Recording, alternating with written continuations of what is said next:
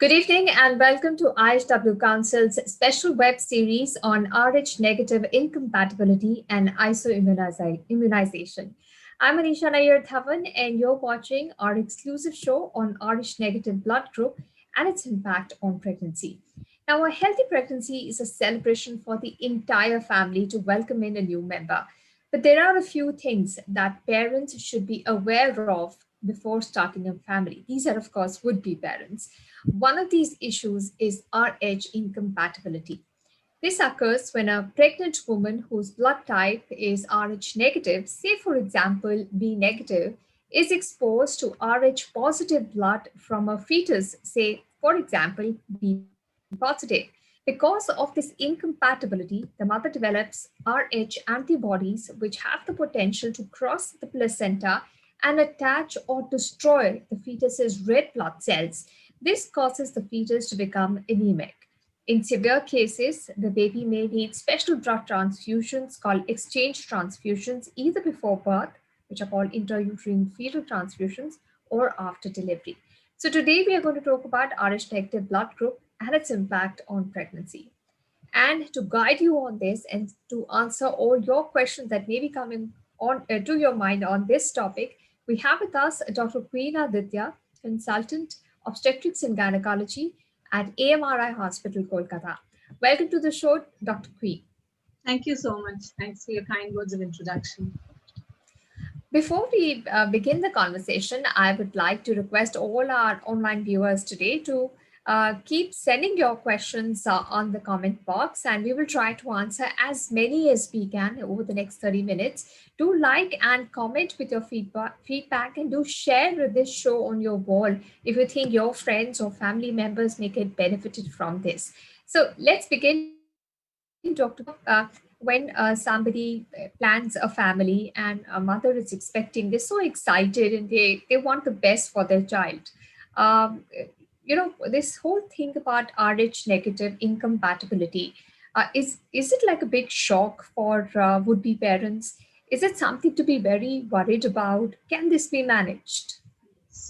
Uh, yes, exactly. When there is good news in the family, especially for the first timers, I mean, everyone is so excited. It becomes a whole family issue. Everyone in the family is jumping with joy and, so much of celebration and all.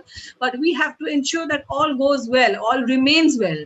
So amongst the various things that are done right at the very first visit are some blood tests, and amongst that the very, very important issue is the blood group. Now what happens is that if the woman is Rh positive, suppose, as you mentioned, suppose B positive, A positive, O positive, whatever it is, then we do not have much to worry about. But when we find out at the booking visit that the mother is Rh negative, that is O negative, A negative, B negative, or AB negative, whatever the negative thing it is, and first of all, positive blood group is by far the commonest, because it is around 95% of the Indian population is Rh positive and only around 5% are negative. Thereby, it is not very frequent for us to get Rh negative pregnancies every day, but it is not unheard of. So the 5% cases are there. So what in some countries, however, the percentage can be higher, like in Spain and some other countries, in some of the European countries, it's from 20 to 30%, as high as that. But in India, roughly 5% or less. Now what happens during the first booking visit, if we see that the blood group is negative, then the first thing we have to do is to check the spouse's blood group as well. By chance, if the spouse is also negative, which we have found in a few cases, it's rare, but both husband and wife being negative is not unheard of. And if that is so, then there is really nothing much to worry about, but still we should take all the precautions for an Rh negative, because we don't, suppose the woman has forgotten she's got a blood transfusion earlier in life, or some other incident has given rise to the problem that a woman can have with Rh negative. So we are on our guard whenever we hear that the woman is Rh negative, even if the spouse is negative too. In the majority of cases, the spouse will be positive. So immediately what we do is that we go for a test which is called indirect Coombs test. We do that to see whether the mother is already exposed to the problem of Rh incompatibility or not. That indirect Coombs test, what it shows is that an Rh negative mother does not have those D positive cells in her system, and an Rh positive husband or baby will have those, and once those cells enter the mother's system, the woman's system, and then what happens, there are antibodies, there's an immune reaction and antibodies develop against those, and those antibodies remain in her system for life. And detecting those antibodies is what we do by the indirect Coombs test. So if the antibodies are there, that means whatever the insult as far as Rh positive cells is required has already happened. So in that case, now we are on our guard, because now we have to, what we have to do is that the mother is already positive, has the antibodies, so there's nothing we can do about the mother. What we have to do is to protect the pregnancy, to protect the baby. So then our next mode of action, course of action becomes protecting the baby, and we have to do whatever we have for that. Now, let us suppose that the mother is Rh negative and her ICT, it's called indirect Coombs test or ICT, it has shown to be negative. In that case, we know that she is not yet exposed to the menace of the Rh positive blood cells, either of the baby or because of any other previous insult. So now her system is, in that sense, it is a virgin system. She has not been exposed to that yet. So we have to protect her. So in that case, what we do, if the first visit test shows that she is negative, then what we do, we continue with the pregnancy as any other normal pregnancy, and roughly in the middle of the pregnancy, that is around 20 to 24 weeks, we again do another ICT just to ensure that all is well, that everything is fine. And once that is also showing negative, then what we do nowadays, what is done at roughly around 28 weeks or so, one of those vaccines are given, that is called Rh immunoglobulin. What the role of that immunoglobulin is that those antibodies that are produced in the mother's body, that is not allowed. What happens, it is the antibody artificially is given into the system. The reason being that throughout pregnancy, there can be microscopic bleed from the baby to the mother, and in case the baby is positive, suppose the father is positive, then at least 50% chance of the baby being positive. If the father is homozygous positive, then 100% of possibility that the baby will be positive. If the father is heterozygous, that is, there are two types, homo and heterozygous. If the father is heterozygous positive, then there is a 50% chance that the baby will be positive. So let us assume that the baby is positive in case the father is positive. In that case, what happens, if we give this anti-D at 28 weeks, whatever minuscule bleeding there might be between the baby and the mother, those cells, as soon as they enter the mother's system, they get killed, they get coated by those antibodies, and thereby the mother's immune system is not exposed to those cells. Thereby, we are protecting the mother's immune system from those cells, and they are directly killed by or destroyed by those immunoglobulin that we are giving from our side. So that is the first mode of prevention that we have after testing for 2 ICTs. Then we give this anti-D at around 28 weeks.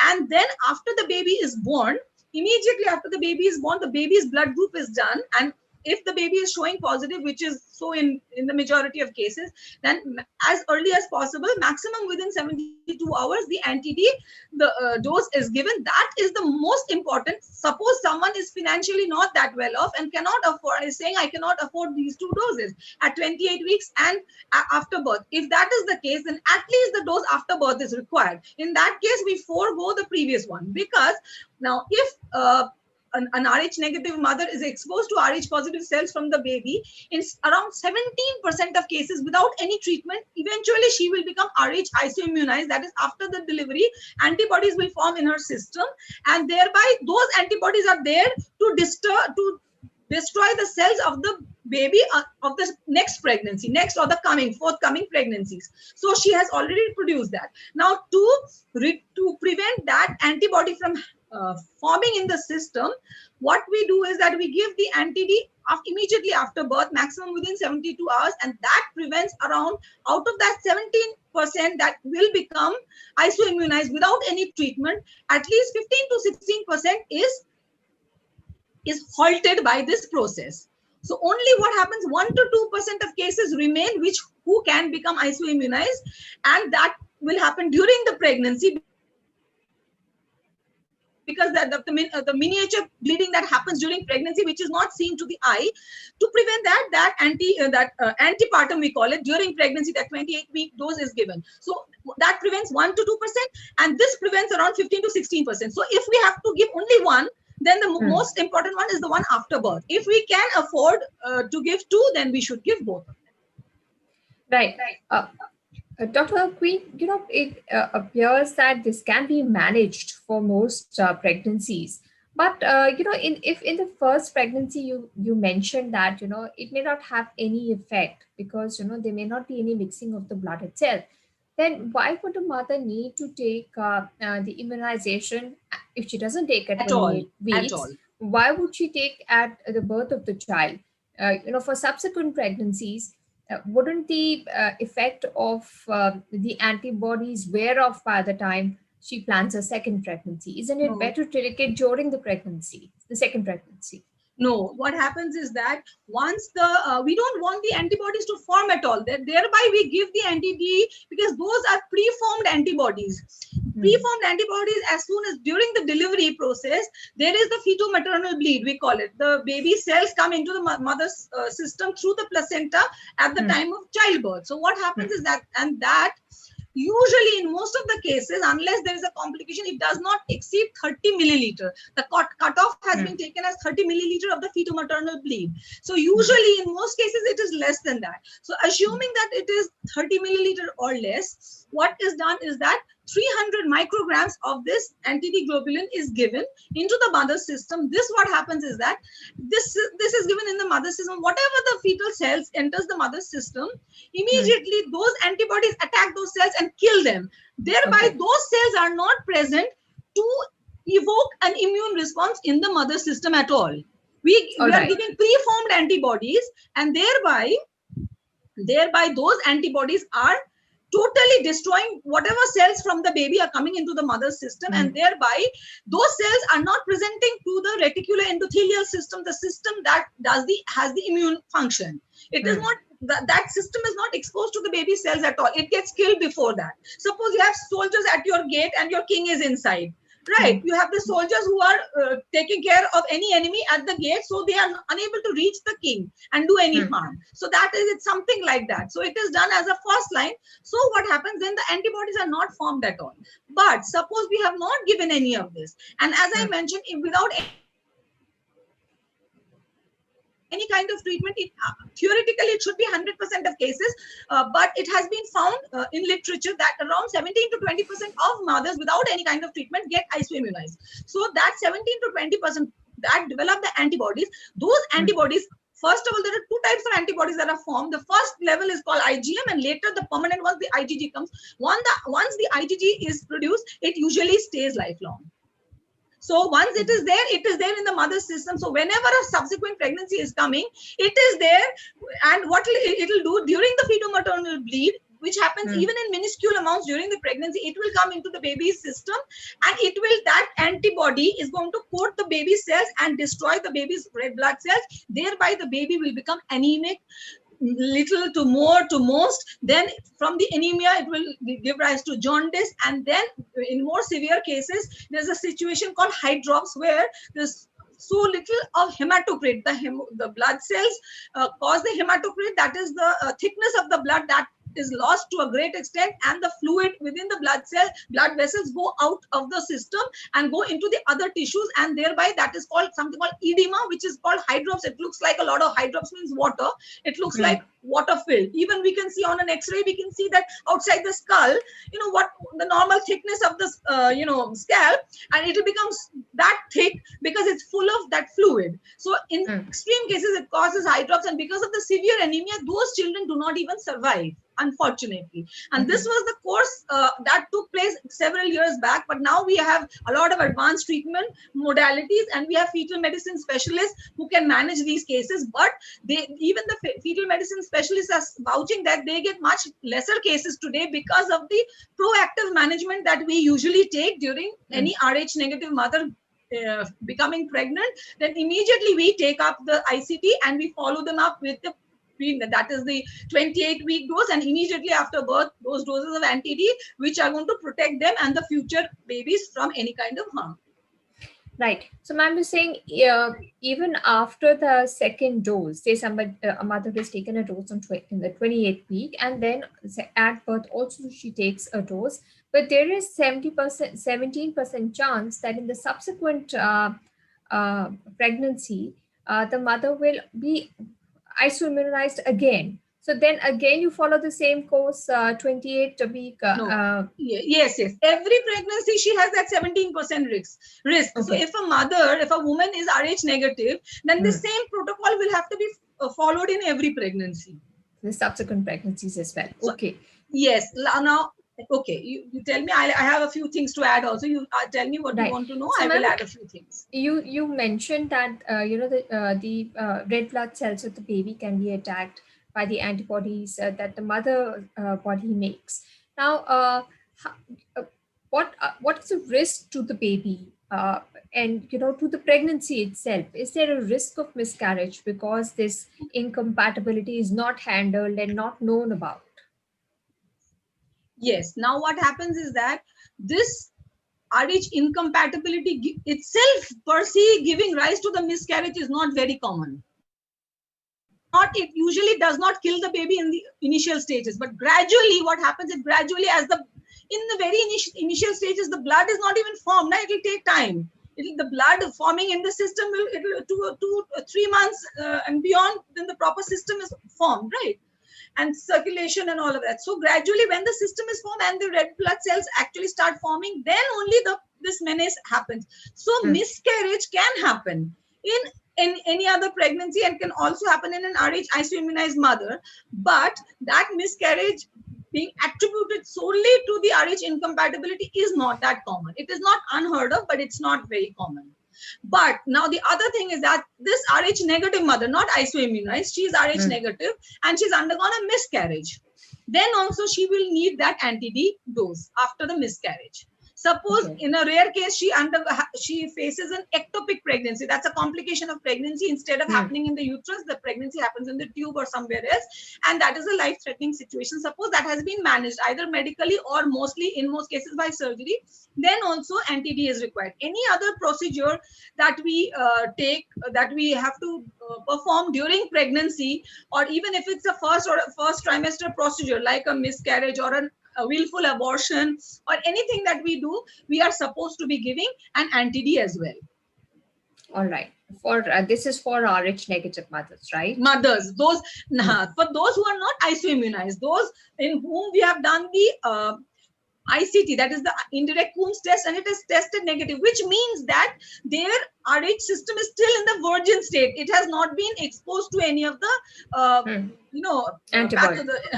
the problems, the enemies. It has not been exposed to the enemies yet. So she is at risk, but she has not yet been, the insult has not taken place yet. That means that she is ICT negative. When she is ICT negative and any procedure is taking place in the first trimester, a lot of people might think, an abortion, how much of bleeding will it cause? There is no need. But no, in case there is a miscarriage or a willful abortion or any other procedure that involves any amount of bleeding between the mother and the baby, even in the initial stages, an Rh, this anti-D dose is required.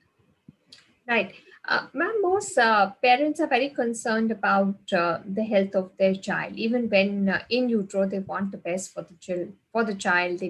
So mothers take adequate rest, they eat healthy food so that they can get the best to the baby. Now, in a scenario like this, how concerned should the mothers be about the health of the baby? Till 28 weeks, there is nothing which is given, right? Should there be that isoimmunization, only 28 week is when we give it. So till that time, is the baby absolutely fine? And, could there be any negative impacts on the baby in severe cases? Of the injection or of the disease? Of the disease, ma'am, not the injection. The injection, of course, will protect. Yes, as I mentioned, when the mother is Rh negative and her ICT is negative, that means she is not yet isoimmunized. In that case, the baby really does not have any risk. We are giving the Rh immunoglobulins at 28 weeks to prevent her from having any complications in the subsequent pregnancy. Usually, this first pregnancy goes unscathed. Usually there is no big problem in the first pregnancy. In very rare cases have I ever come across any problem to the baby in the first pregnancy. But that is usually for the second pregnancy or the subsequent pregnancies. But if in the first pregnancy we find that the mother is already isoimmunized, there might have been a miscarriage in the first trimester when the mother did not even realize.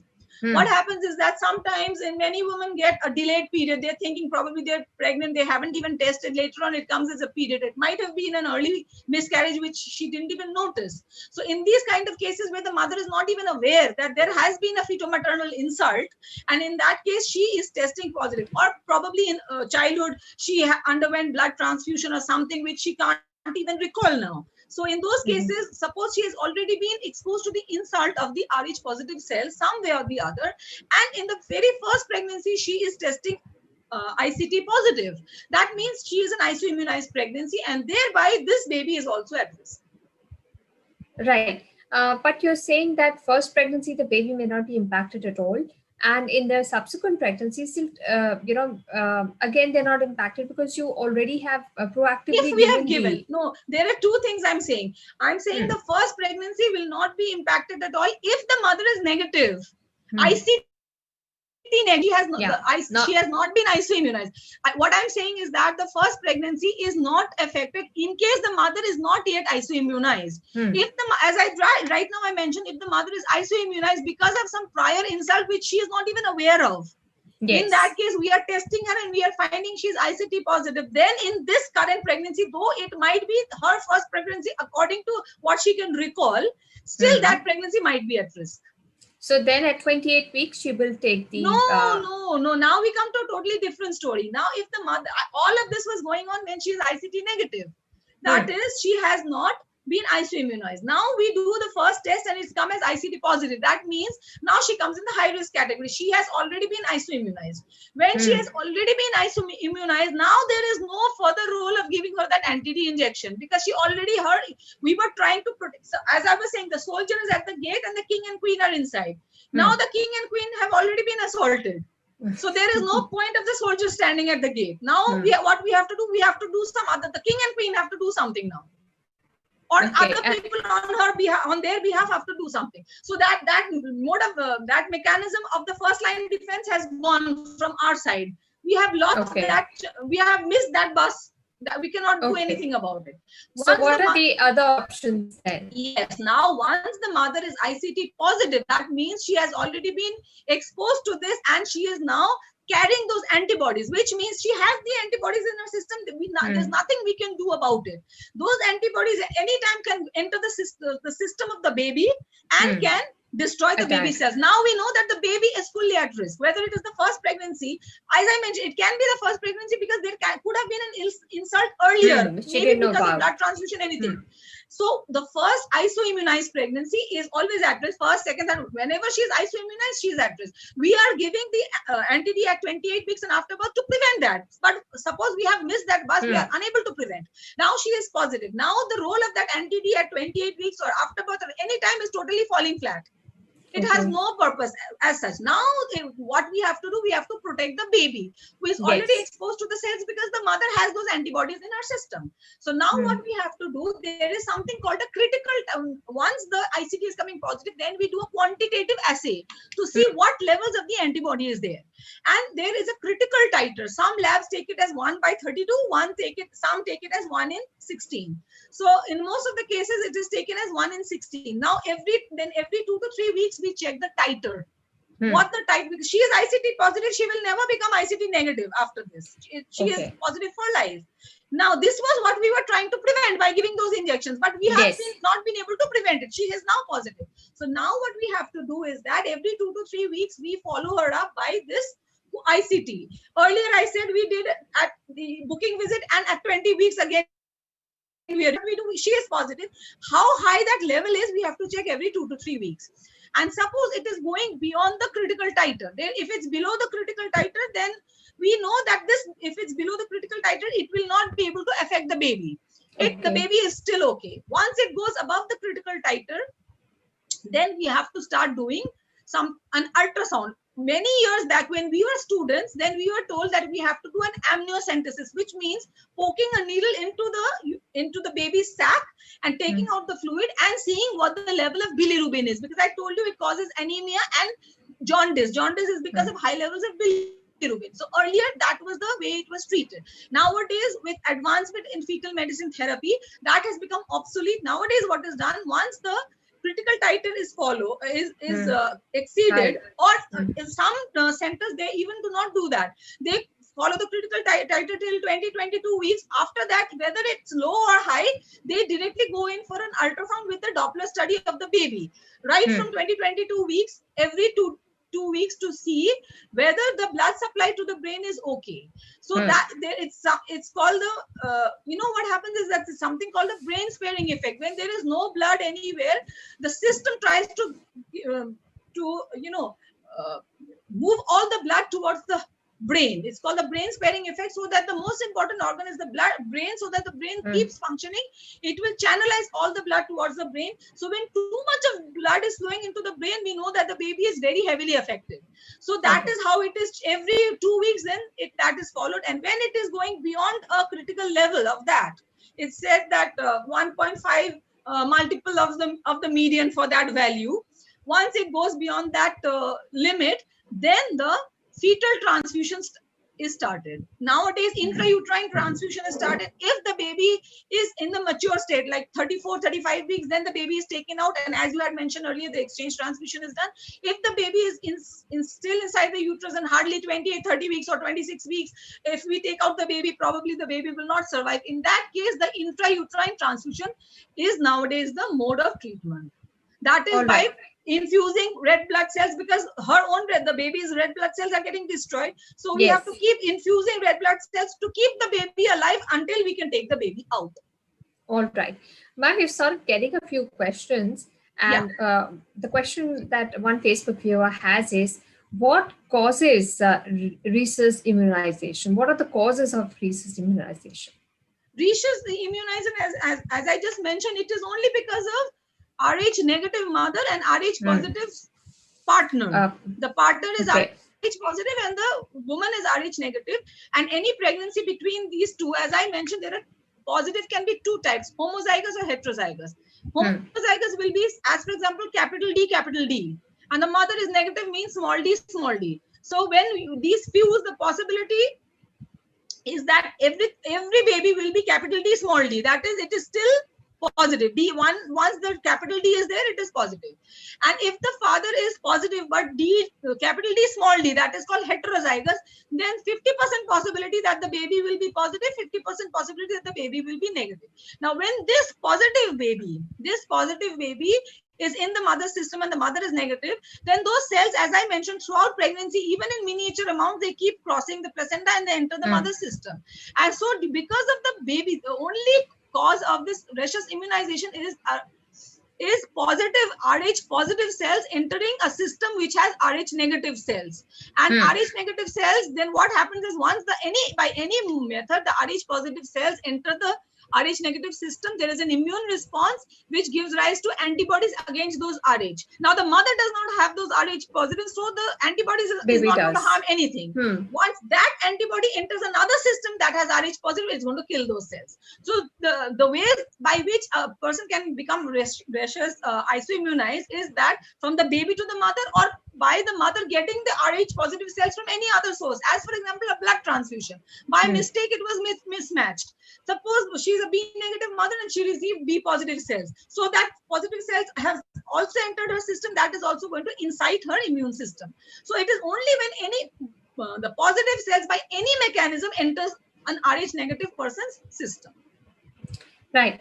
Another question that we have is, how does Rh incompatibility affect an unborn baby? So this is when the baby is in the uterus only. So we have discussed this entire thing throughout, but just to summarize once again, as I mentioned, this Rh isoimmunization affects the baby in utero only when the mother is already isoimmunized and she has those antibodies. As we mentioned all along, that if we are able to prevent that by monitoring her, doing an ICT test and giving her the anti-D at 28 weeks and after birth, and in her subsequent pregnancy also doing the same, the babies are safe. Nothing is going to happen to those babies. But she has already been isoimmunized and her ICT test is positive. Thereby, she has antibodies in her system, and during pregnancy, at any phase of pregnancy, those cells with those antibodies can enter the baby system, and once they enter the baby system, they destroy the baby's red blood cells, which carry those antigens, and those antigens are thereby destroyed, thereby the red blood cells are destroyed, and thereby how it is affecting the baby is that destroying the red blood cells, it is causing anemia in the baby.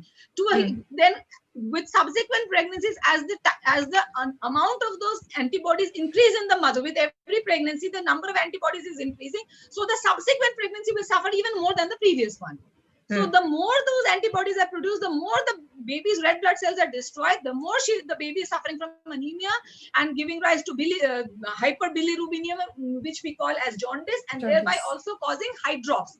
That is it's a water-like collection throughout the body tissues, and that is called hydrops, which we call edema in our medical terminology. Right. So, ma'am, you said that, excuse me, you use the ultrasound to find out if there's a lot of blood going to the baby's brain. What are the other telltale signs that the baby may be getting infected because of this RH incompatibility? Yes, because we can, as I mentioned, that is one thing. The other thing, we can see the hydrops on the ultrasound also, no? When the baby is severely affected. Usually this the blood flow to the brain precedes that. So when we see the hydrops, it is already very late. We should not allow the baby to go to hydrops. So the initial signs that we see are the with the Doppler study, seeing the blood going to the brain of the baby, seeing if too much of blood is going, that means there's too much of brain sparing. That means the hemoglobin is so less that all the blood is going to the brain to make the brain survive. So that is what we try to detect. And once the hydrops has happened, then it is almost impossible to save that baby. That is a very late sign. We will not, in today's day, we will not wait for that to happen. All right. We do get these. Suppose someone has come from a rural site where there was no treatment. The patient has gone to visit a doctor and at a very late stage, and then the patient has been referred to a fetal medicine specialist. Then we do get these cases. But usually when the pregnancies are followed up at proper centers right from the beginning, then we do not allow them to get into such a severe state. All right. Just the flow of blood to the brain is an early warning for doctors to figure out that something may be wrong.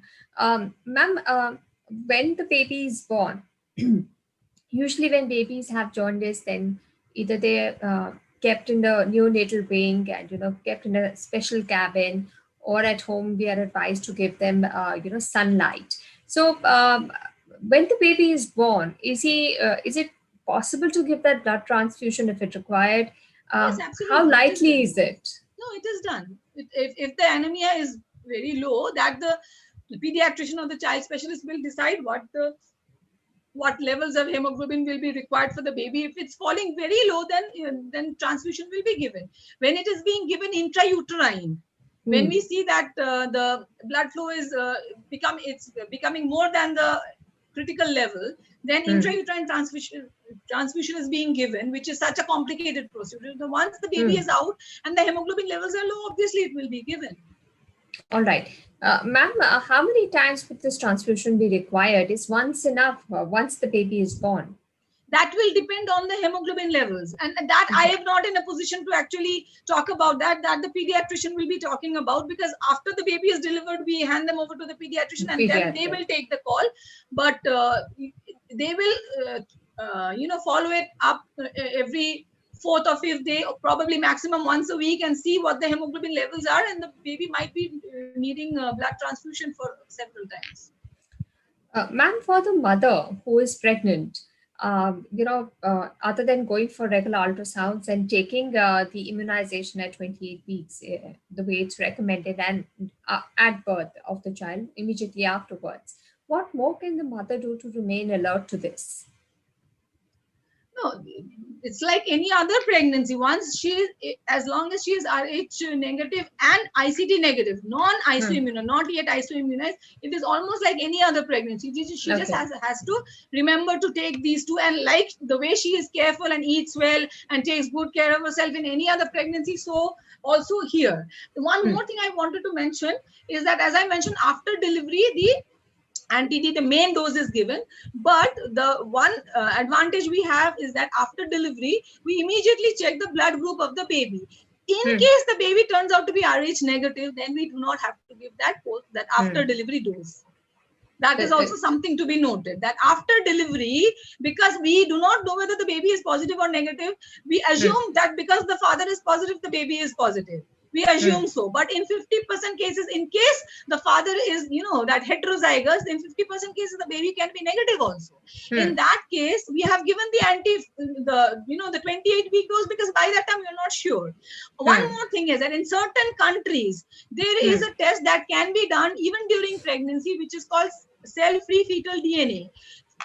From the mother's blood, the blood of the little amount of the blood of the baby is obtained, and from that so many other diseases can be determined. So also the blood group can also be determined, but whether it is foolproof or not is now it's not absolutely determined. Whether it is absolute, if I see that the baby is O negative, whether it is really true. And they say if the child turns out to be a female, then there might be a confounding factor. If the child is a male, then probably it holds good. In certain countries, what they are doing is that if they do this test called cell-free fetal DNA, and if it is showing that the baby is negative, then probably they don't even give the 28-week dose. But in our country, the affordability issues, the wide availability of such tests is not there. Thereby, we routinely give the 28-week dose, which is much safer and more financially. It will cost less as compared to that costs 35,000-40,000 probably. So this will cost hardly 2,000 or 2,500 rupees. So in that case, we do that. But in case the baby is Rh negative, as we find out after birth, then we do not have to give the second dose. Now, another question is that any of our viewers might think that then the baby has turned out negative and we had given the dose at 28 weeks, but that is not going to harm anyone. Because the immunization that you give to the mother does not impact her adversely under any circumstances. No, that's what I'm saying. That's what I'm saying is that suppose we assume that the baby's positive cells are entering the mother's system, but the baby turned out to be negative. So those positive cells never came into our system. So, but that immunoglobulin that we give, usually if it does not attack any RBCs, then it dies off on its own. Okay, it does not harm the mother. No, it dies off. It is prepared in such a way that it will not last long. If the cells are there, it's going to kill them immediately, and if the system will finish. If those cells are not there, it will die down on its own. It does not have a long-lasting effect that it will remain in the mother's system for long and harm her subsequent pregnancy. That is not the case. So it's absolutely safe for the mother to take this. Yes.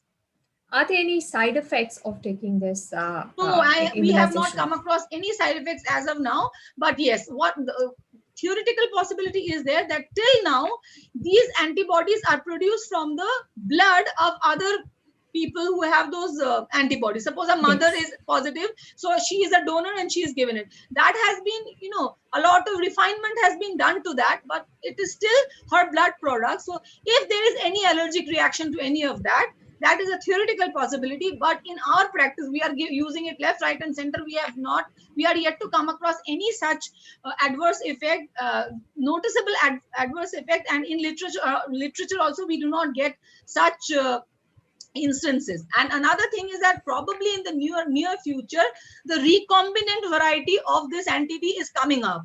Research is into the fact that instead of using the blood products, it will be made artificially in the laboratory. In that case, it will definitely become much more safer, at least theoretically, because theoretically still we do have a risk of any kind of allergic reaction to any of the blood products. Right, but in your practice, you have not seen that happen. It's a very safe thing. Okay. Thank you so much, Dr. Queen, for joining us today and answering all the questions about Rh negative blood group and the impact on pregnancy. So like Dr. Queen has explained to us, this is a situation that can be managed very proactively and very well by doctors during the pregnancy. And the health of the baby can be maintained these days because of ultrasounds and other diagnostic tests. Proactive help can be taken, practice steps can be taken early on to protect the child from any negative impact of the child's red blood cells getting affected by the antibodies that the mother may produce. Thank you so much, Dr. Queen, for joining us this evening and answering all these questions. It was a pleasure to have you and for you to explain in very simple terms to everyone on how the situation can be managed. It's not something that mothers need to be Thank you so alarmed much. about. One last thing I'd like to say. One last thing I'd like to say that this Rh negative situation is something that we can prevent to a huge extent aware and taking the proper immunization. So if you are Rh negative and you've received the proper the injections of the antiglobulins on time, then you are totally safe. You and your children are totally safe. And several years ago, when we used to lose so many babies because of this Rh isoimmunization, and nowadays the trend is totally changed. Hardly we are getting these hydrops cases, as you mentioned. Hardly we are getting any of them, only because we are proactively treating them and preventing the disease from happening. You are Rh negative, we can't do anything about it, but you not becoming isoimmunized, we can totally prevent if you are cooperating with us. So kindly help us, the doctors, to treat you, to get your test done on time, so that we can totally, save you and your children from this great menace. Thank you so much. Thank you so much, Dr. Queen. And that is our endeavor, to increase awareness about this factor and how it could impact pregnancies, so that patients themselves have the knowledge. One more small thing, since we've said all of this, like during matchmaking, matchmaking, so many things are done. So including the blood group is also a wise idea. When we are having arranged marriages, I really mean it. When we are having arranged marriages, then we can also include this in our criteria, because, then right at the beginning, if we avoid an Rh negative and an Rh positive couple from getting into a pregnancy, it is it's a level of primary prevention. And once there is a match like this, and we can detect the antibodies or prevent the antibodies from forming at all, that is the secondary level of prevention. So please think about all of these things for your future. Thank you so much. All right. Thank you so much, Dr. Queen, for joining us this evening and answering all the questions on Rh negative blood group. If you have any more questions, you can send it to us through WhatsApp. You can use the click button, the WhatsApp button on our page. Send us your questions. Don't forget to follow us and stay updated on all that we keep doing regarding health and well-being on our page on Facebook. This program was supported by Bharat Serums and Vaccines under its public awareness initiative. We'll be back with our special show on Rh negative incompatibility next week, same time. Do follow us on Facebook to get all the upcoming updates and keep sending us your questions. We'll certainly include them in our next show. Till then, stay at home, take care, goodbye, and see you soon. Thank you.